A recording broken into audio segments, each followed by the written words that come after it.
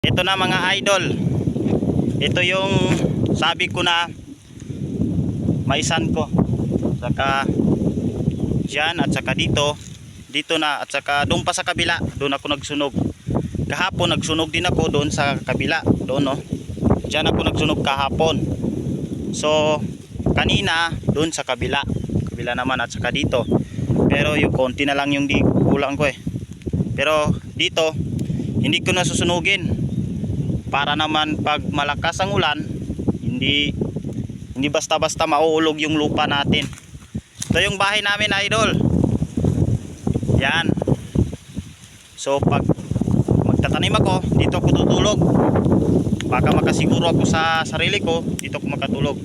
Kasi para naman sa umaga katanim tayo, para di mainitan, para naman hindi naman masasaktan ng sarili.